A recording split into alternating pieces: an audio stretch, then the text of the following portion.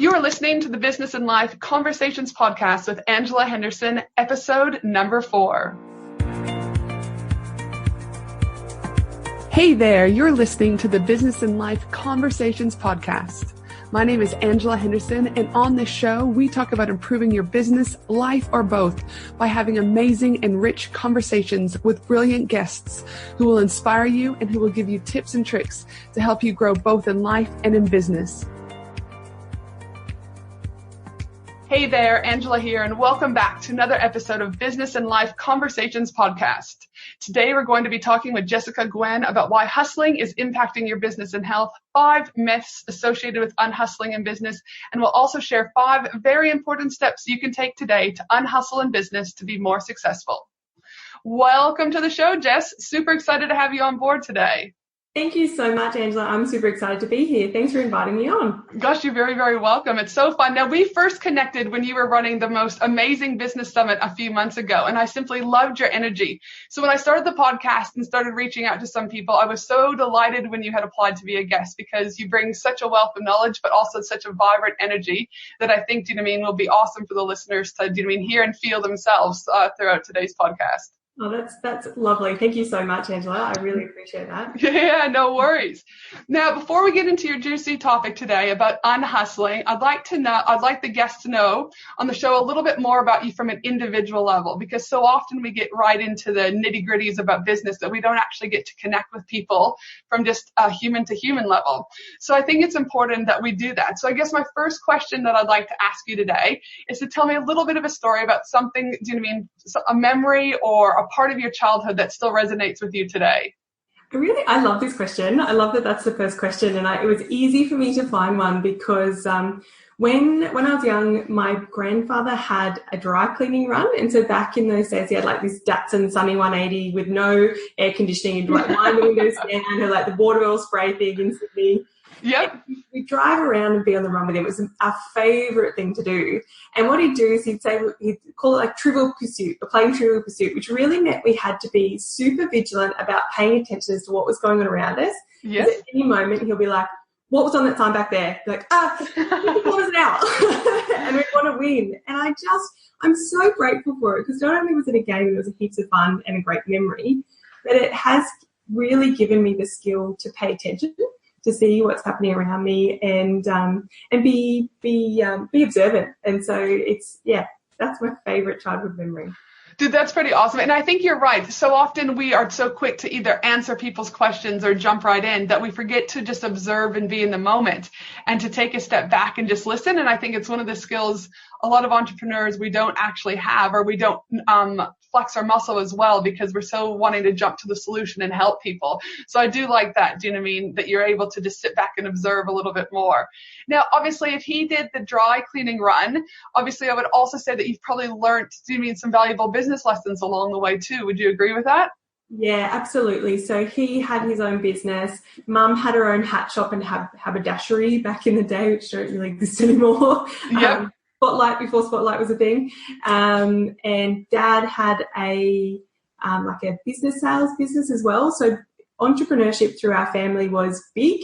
And watching them was good in so many ways, but occasionally I picked up the odd belief that was not good that I had to sort of get rid of over time. But being around that environment of anything is possible has just been invaluable to me. Yep. Tell me a little bit more, because I'm from Canada, obviously, and I think you said that your mom's business was a hat and what was the other word you said? Haberdashery. So what does that mean? Because again, I don't know, is it an Australian thing? No, they don't really exist anymore. It was like a treasure trove of like zips and buttons, so like Spotlight or Lincraft or those big, materials. Okay. It's like one of those, but only the small stuff. So all the little needles and cottons and just amazing stuff. As a kid, it was like so much excitement in that store because of all the possibilities of creation, which possibly is where my love for possibility came from. Oh gosh, I could only imagine you did like a kid in a candy shop at that age, like the button, like my little one, Chloe, man, the kid kills me. She'll have the glitter and the glue and the buttons out at 4:30 in the morning. And I'm like, oh my goodness, like, again, I try and nurture it as much as I can, but sometimes I'm like, kid, it's 4:30. Let's just put her down and, let's just let mama sleep. Never too early for glitter. So, oh dude, the kid kills me. But something like that, she would be in heaven. And I think too, like, growing up, I also did a lot of like cross stitch with my aunt and things like that. And I don't see kids these days doing it. I mean, I don't know if that's a sign that I'm getting old or I'm not really sure, but I do think there's value there because it allows you to almost sit in your boredom and concentrate on something. And I think, that's a whole nother topic for another podcast. But anyway, so yeah. That was fun. All right, cool. So now we know a little bit about you, an amazing, little memory that you shared about your grandfather, and sitting in the back of the ute, as you guys call it here in Australia. Again, I still get a little bit thrown with those terms, but yes. So now from a business point of view, I really like that, again, your key focus, correct me if I'm wrong, is being able to help women shift into a joyful kind of state who knows her true worth. I love to know more about what this means to you because obviously I've been following you for a little while, but I'd like you to be able to capitalize on that a little more today and tell me a little bit more about your business and how that, joyfulness comes into play with working with the women that you do. Yeah, so over time, as usual, business has evolved, and what I've really strengthened into in the last 12 to 18 months is the idea of helping women earn their worth.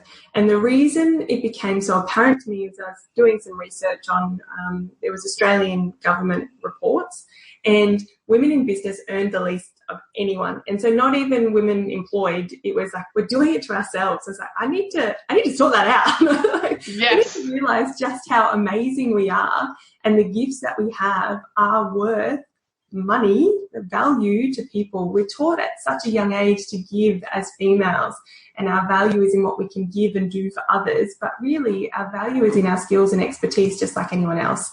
And so bringing that in, and also bringing in, like you say, the joy, like business doesn't have to be hard. And that was one of the beliefs I did have to get rid of from my family. It didn't always have to be a hard slog, that if we did the things that we enjoy, abundance and flow would come from that. And that's really the premise of what I do. And my background is sales and marketing, so using aligned business and marketing strategies to make all of that just sing. Kind of gel together. Yeah. Interesting that you bring up the topic about women and the worth around more like, again, what we get paid or lack of getting paid, I guess. And another business acquaintance that I know last night, and actually I was just finding it as you were talking, posted about female-led startups actually raise less, but they earn more. So it's a study that's just being released, and it talks about female-founded startups raise less than half the venture capital funding of those funded by men, but generate more than twice the revenue, a major study has found. So interesting that people are less likely to back us, but yet we churn more, than the man does. Now, again, we could probably get into another podcast about men and women relationships. And I also, in regards to the business side of things, but there's also another lady, I believe she's from Brisbane, and her name is, I'm just looking it up, Shanae. Is it Shanae? Shanae Joyce, I want to say it is. I could be wrong. Anyways, she's on a big kind of progression movement for women at the moment and saying, so often women are asked to speak for free, but at the same conference, men would be asked to, like they'd be given a speaker fee or they'd be given a travel allowance or whatever that is.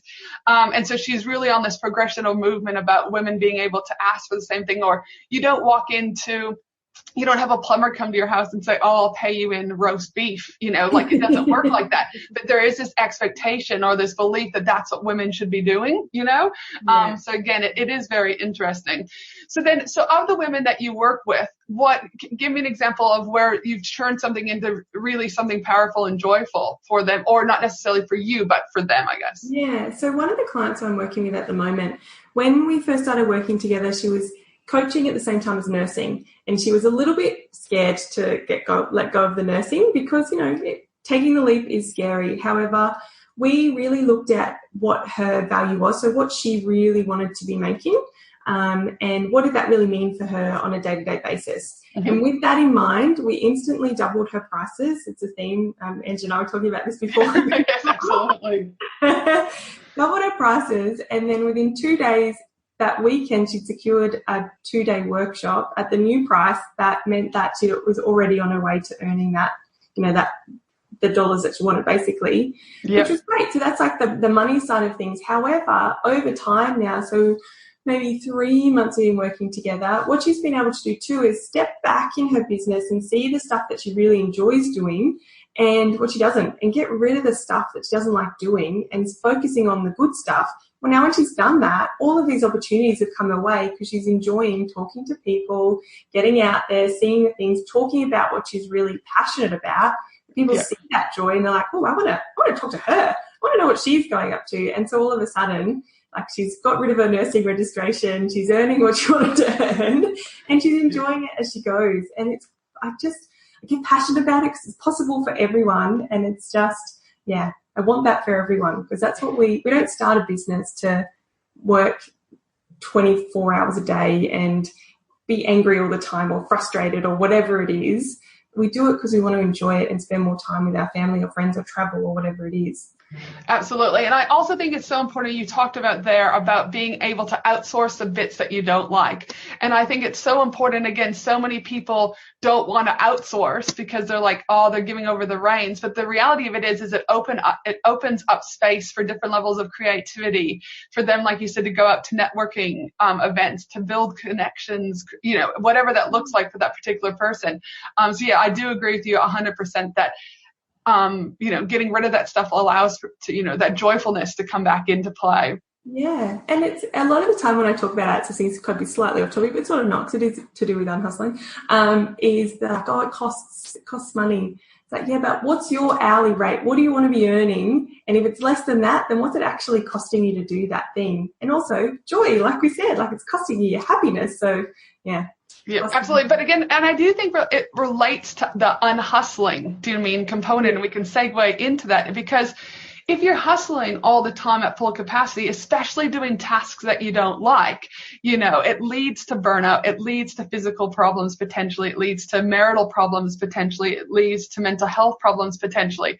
And I do think that it does. But often people think that they've got to source an Australian VA. Now, I'm all about contributing back to the Australian community 110%. Mm-hmm. However, there are times in business where I know for a fact that I still can't outsource an $85 an hour job for 40 hours a week. So I've got 2 VAs that are Australian, and I've got 2 VAs that are live in the Philippines, and they all have very different skill sets too, based on what I need them to do. Yeah. And I'm happy to talk about, one of them is $4 an hour and another one is $9 an hour. And some people get really narky going, oh, how can you take the money away from the Australian economy?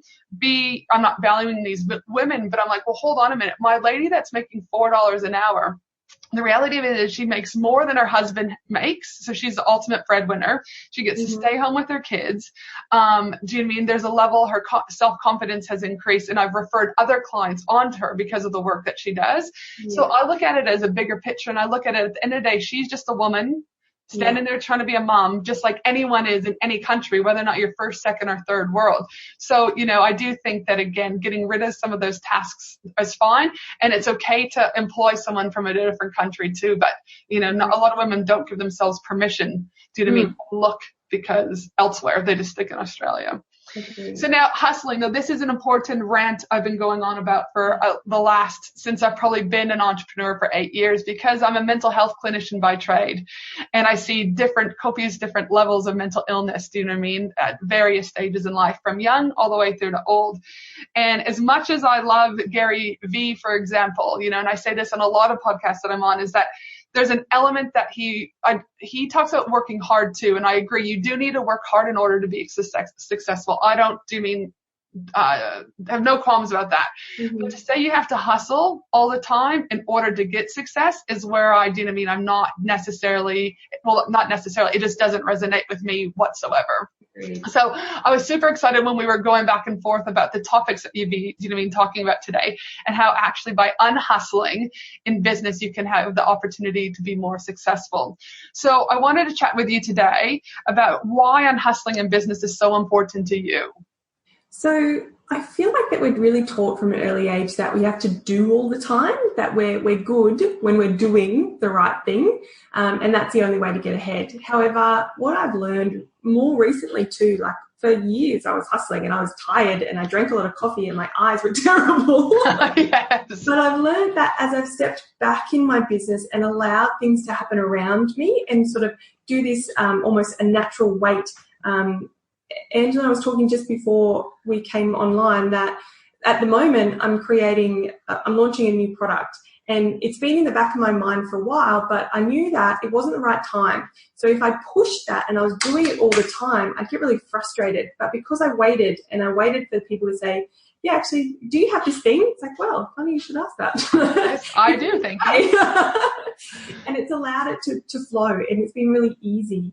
And I don't think unhustling is doing nothing.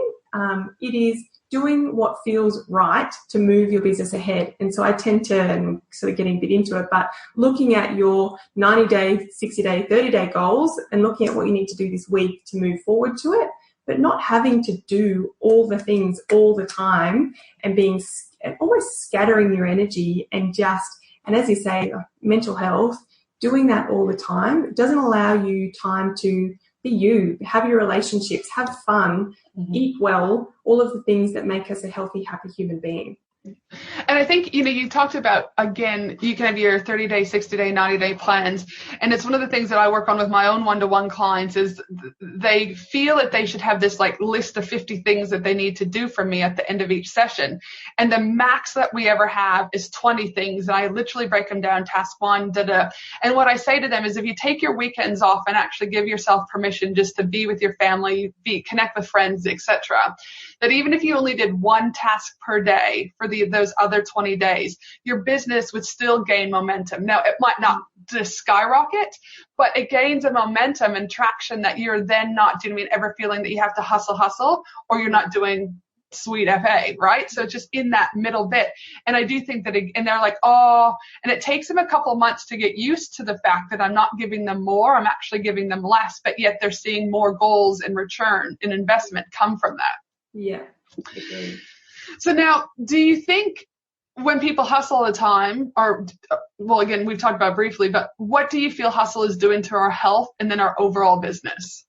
So I feel like hustle in particular has a belief that sits behind it, and it's given to us a lot, particularly as women in business, by men in business, because like Gary Vee, like you said, I totally agree with that in that he's got amazing ideas, but this idea of hustle doesn't resonate with me.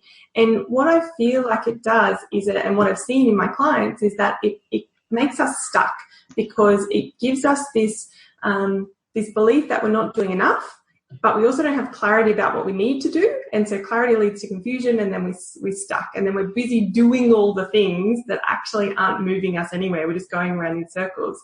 Now, when we do that, because we're not moving anywhere forward, we get a little bit down on ourselves, a bit depressed about what it is we're doing. We start comparing ourselves to other people, which is the thief of joy, as we know. All of that spirals down into, well, I'm not moving my body like I should. I'm not eating perhaps as well as I should. I may be drinking too many coffees or having too many wines at night. All of those things come down to mental health, then reflecting in our physical health.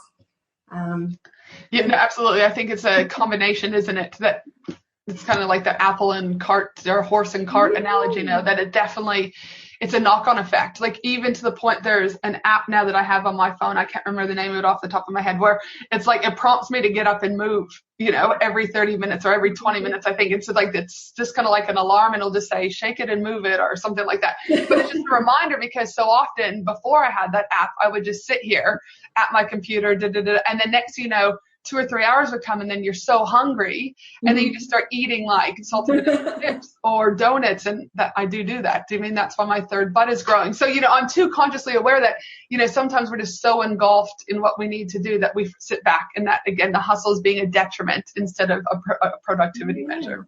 Exactly. So now tell me, what do you think are the top 5 myths associated with unhustling in business? The easiest and the biggest one is if you're not doing all the time, you're lazy. You're lazy, or you'll never get ahead. And that's one that I had to deal with that so much personally. The other one is like everyone else is always hustling, like everyone else is doing it, so I better do it. I don't want to be left behind, which is just not true. When you look at some of the most successful people in your industry, I guarantee you they're not hustling all the time. The other one is like, I've got so much to do. I can't unhustle. Yeah. A lot of that comes back from no clarity on where it is that we're going. So it's like, do all the things and maybe I'll eventually get there. My business will crash and burn if I don't hustle. Yeah. So I'll give you the tip. It doesn't. I went way unhustling. I went way the other end towards the end of last year. I was like, I just need to step back from all of this because things are going crazy. And good news, I'm still here. You're still kicking. Still kicking, still going. And the other one too, the fifth one is that people will forget me. People forget me if I'm not posting all the time, I'm not on Instagram all the time, I'm not blogging all the time, whatever it is. It's like, it's a fear of I need to get out there, otherwise people won't remember who I am. And it relates back to those others. My business will crash. Everything will crash and burn if I just stop for a day. And it's just not true. Absolutely. And I really love the one where you talk about, well, and don't get me wrong, but we're always, not always, but let's be honest, we're on Facebook or social media platforms at some stage during the day. And I think, again, social media puts such a facade, don't they, about it makes it look like everyone's so busy. There's not a lot of rawness, really. And I remember dear friends of mine, Emma and Carla, the Merrymakers down on the Gold Coast, beautiful souls that I just love to bits. And I remember we came back from Tropical Think Tank with Chris Ducker, and I had my list of things, and and I'm sitting there and I'm like, oh my gosh, I'm hardly getting, but on their feed they were like doing this and doing that. And I remember having conversation with the girls, and they're like, Ange, we both aren't dating anyone. There's two of us in the business. We don't have any kids, So that to me a few years ago was my biggest realization is, that my scenario is so different to everyone else's and that you can't compare, So it was a big eye opener for me, because they are right. There's two of them. So they're like, and we're working on the business. Even if we just worked 4 hours each a day, that's still 8 hours that we're able to produce, work. And the other thing that I think is interesting too is you talked about if we're not seen all the time. But again, I would much rather produce quality content or quality posts or whatever than quantity, because I think you could actually damage your reputation if you're just posting up random stuff. What are your thoughts about that? I totally agree. And particularly with all the latest changes with the algorithms, that it doesn't, there is no benefit now to just posting every day or posting, crap basically every day just to be seen. In fact, it's detrimental on Facebook, on Instagram now with their new one as well. So making sure that what you're posting is beneficial, it's like genuinely beneficial to your audience, then you'll get the traction that you want and need. And you're not having to hustle as much either, because if you just have to do one post versus, and I did, when I used my first business, Finley and Me, which we still have, I did some split testing where I would post 4 times a day on Instagram on Finley and Me and 4 times a day on Facebook. Well, I did it, my VA did. And we noticed that the 4 posts on Instagram, let's just say I had 500 likes in the day through those posts, they would each get about 125 likes per post. But if I posted 1 post a day, I would still get the same amount of likes as I did by having 4. So it was, again, another eye-opener for me going, if you've always got a split test, but again, in this instance, you don't have to hustle if you only need to do 1. No. Perfect. Yeah. So now tell me, all right, so we've talked about a little bit about what hustle is, how you and I both aren't very big fans about the whole hustle world. But tell me, what are your 5 things a business owner can do today in order to really unhustle so that they can make room to be more successful? I think the biggest one is recognizing a lot of the time that hustle or being busy all the time is actually about a fear.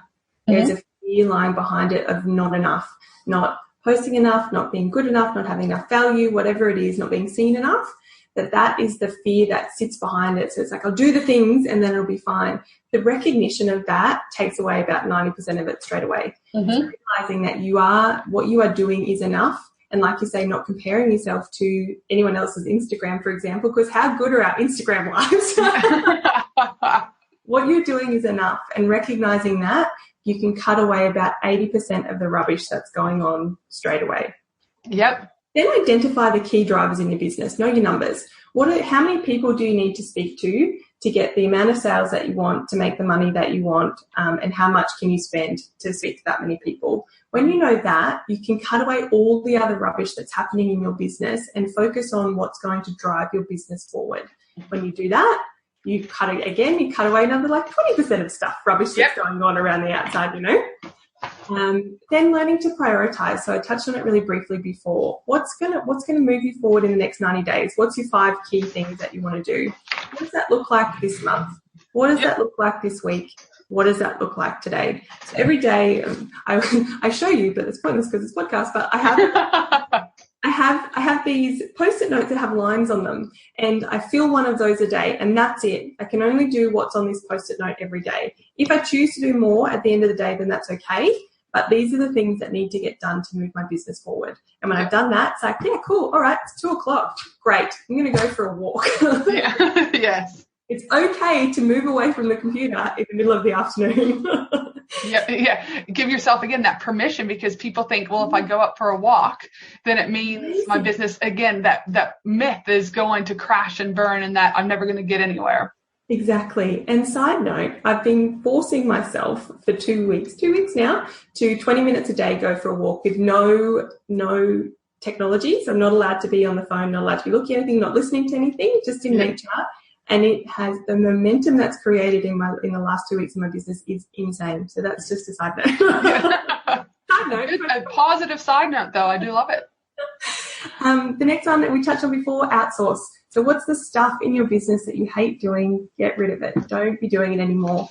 And as Ange said, start at $4 an hour. And it is a little bit of a topic that maybe gets a few people's backs up. But similar to your story, when I had my social media marketing company, I couldn't afford in the beginning to bring someone on in Australia. So I brought someone on in the Philippines.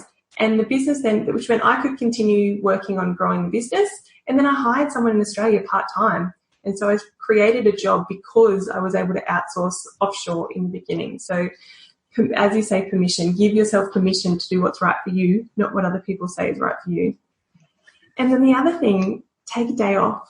Just take a day off and see what happens, because the spoiler alert is that the world doesn't end. Just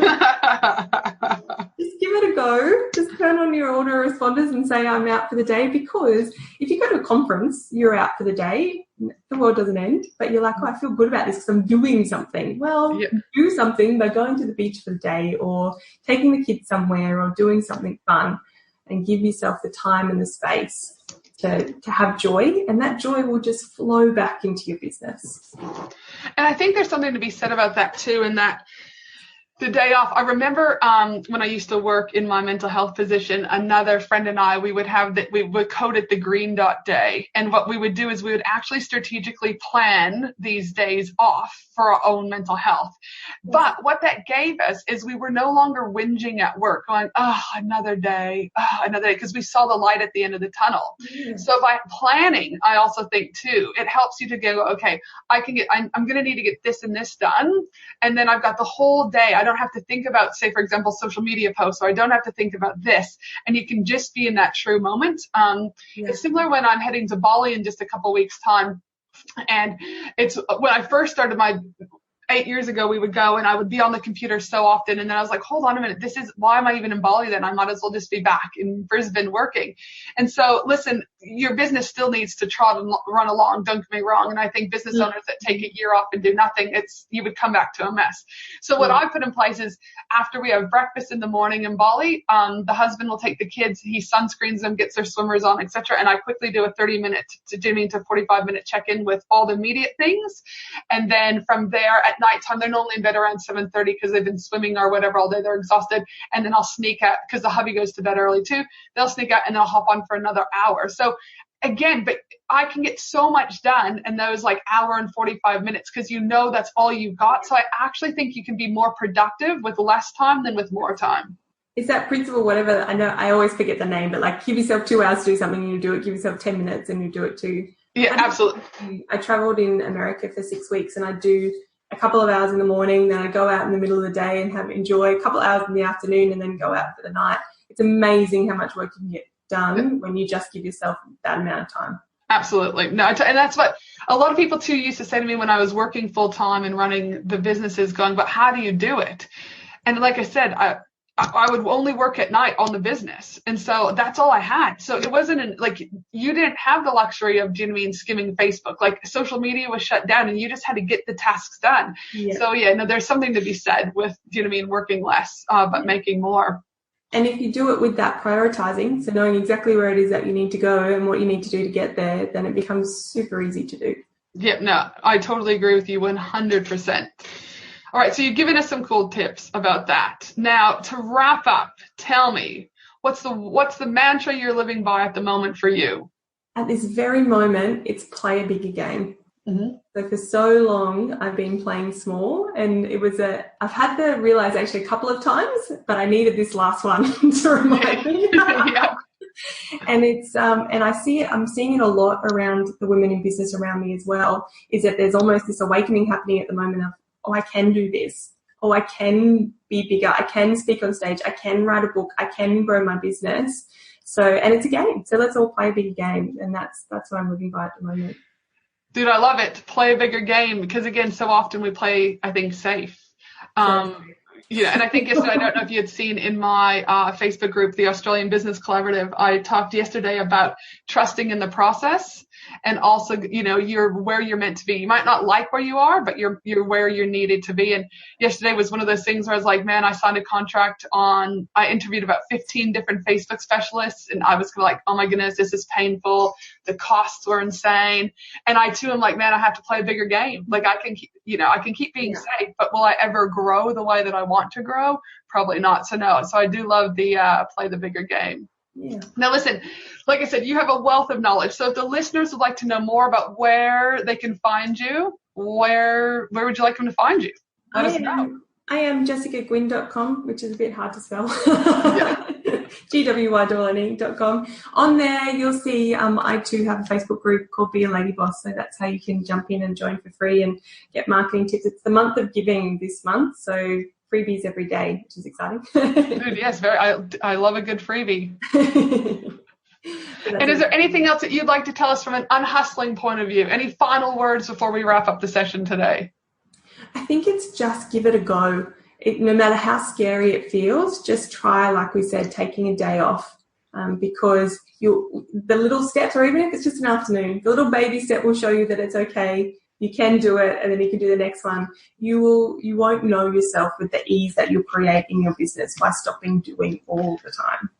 Yes. Well, no, listen, it has been fabuloso having you on board today, Jess. And again, those who are wanting to know more about Jess, make sure you head to our Facebook group. Thanks so much for being on the show. I really appreciate it. My pleasure. It's been fun. Thank you. No, you're very welcome. And for the rest of those, have an awesome day, everyone. And I look forward to sharing with you an amazing story from a wonderful lady next week that will leave you all with a little bit of inspiration. This is Ange from Angela Henderson Consulting. Have an awesome day, everyone.